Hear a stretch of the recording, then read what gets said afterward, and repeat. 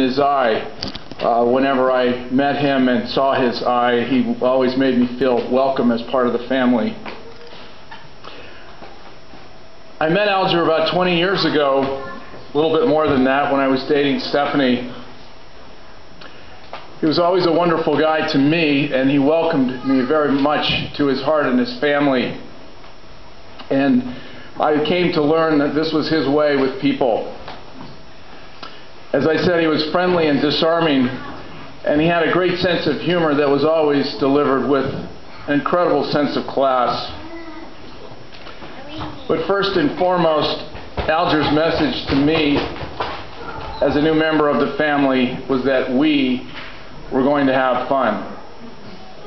And we always did whenever we were together, or when he would just call to wish us a Merry Christmas or Happy Birthday, or to let us know that he and Ann were on their way to join us on their next visit.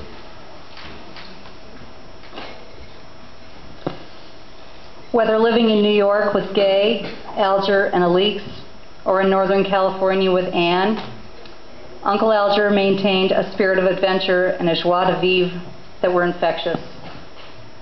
As a child, I saw Uncle Alger infrequently, but it was always a treat when my handsome and magnetic uncle from New York came to town. Upon graduating from college, I moved to San Francisco.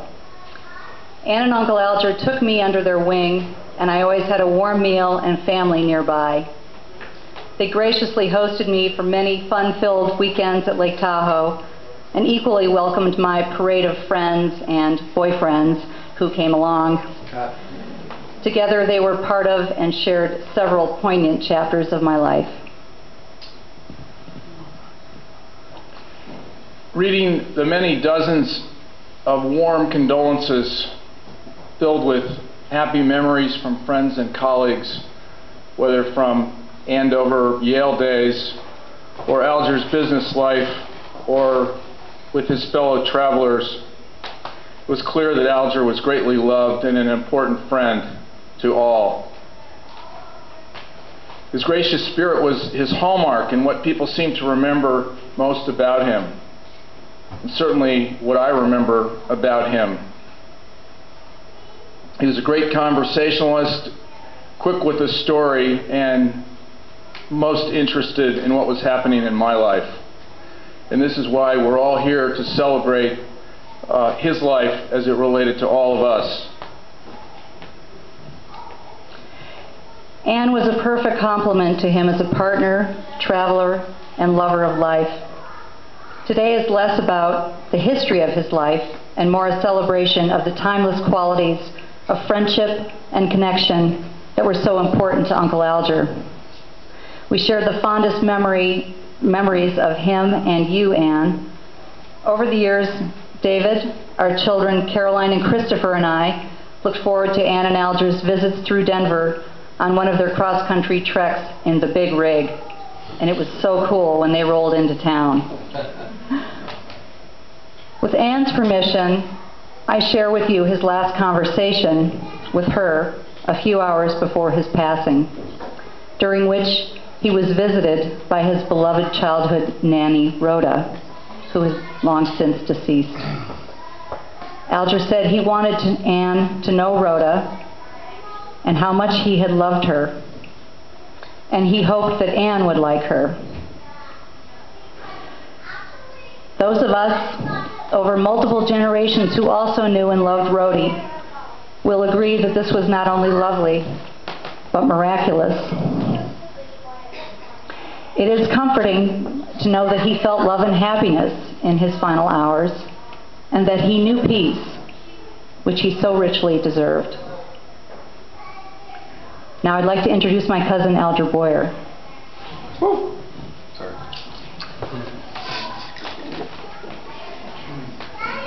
I'm called you. Thank you so much. Hi, folks. Thank you so much to all of you who've come from, whether just down the block, which actually is a big deal for all of us, or from the West Coast or the East Coast. It really means a lot to everybody. I know it means a ton to Dad.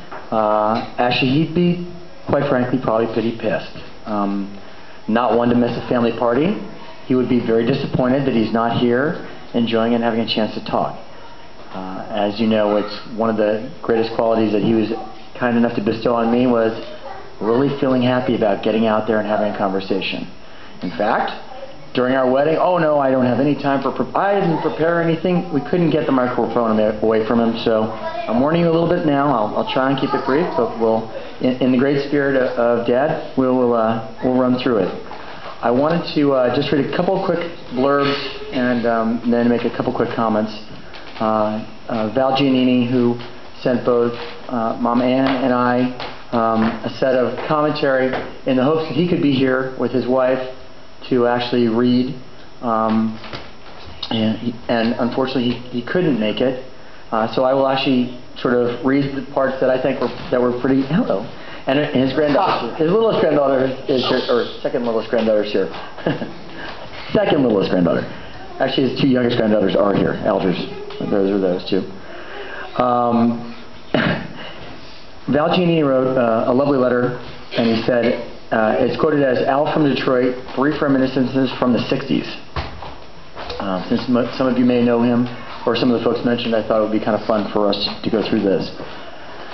He was saying, "Hi, I'm Al," as he introduced himself when he first met Val Giannini. It was 1960 at a weekday evening gathering in Annapolis, hosted by lovely young school teachers who were right near the U.S. Naval Academy. He goes, "Hi, nice to meet you. I'm Al. Where are you from?" And he goes, "Detroit?" And he goes, "Al from Detroit, in plaid shirt and jeans, relaxing on the sofa with a beer, resembled a bespectacled Robert Goulet. Or at least that's what I thought the girls thought." I said, recalling something, I queried, "You wouldn't happen to be the fellow with the new Corvette downstairs with Michigan plates and a Grosse Pointe Yacht Club sticker?" Because for a guy in Army intelligence, that sounded like his cover was pretty weak. All Alger was doing was what Alger did so well. He harmonized into the environment that he was in. Very true, by the way. The market that night for Yale, Andover guys was at best thin. In any case, they discovered good friends like Bill Gillespie. His Washington job turned out to be something super secret in the attic of the White House for Eisenhower, while sharing a small mansion near Georgetown with Jim Roche and Jerry Husted. For the Kennedy inauguration, my date and I were house guests, and GM limousines transported us to all the best inaugural balls in the city throughout what we'll call the blizzard of the decade. Life was great. Around that time, Alger invited me for Thanksgiving in Grosse Pointe, which we made in 8 hours in the Corvette. I'm not sure if that's a good number because I haven't driven that route, but it's pretty darn good because I know New York. I thought New York was closer, so where I was treated to the gracious Boyer family hospitality in their magnificent home on Jefferson Avenue, as well as to a swarm of female admirers. They did a lot of sailing, not surprisingly, and Val spent a ton of time discussing his experiences when they got to sail, and also in New York. He was returning to New York after grad school. He was swept off his feet by Gay and left our ranks. I was a groomsman along with Tony Barr, Lloyd Ucklestone, Bill Gillespie, Jerry Husted, Jim Roche, and Alger came to our wedding in Connecticut 15 years later. In the mid-60s, in addition to his day job, he was working for George Romney on his 1966 gubernatorial and 1968 presidential bids. And as we all know, co-founded one of the most prominent corporate relocation firms in the country, called Moran, Stahl & Boyer.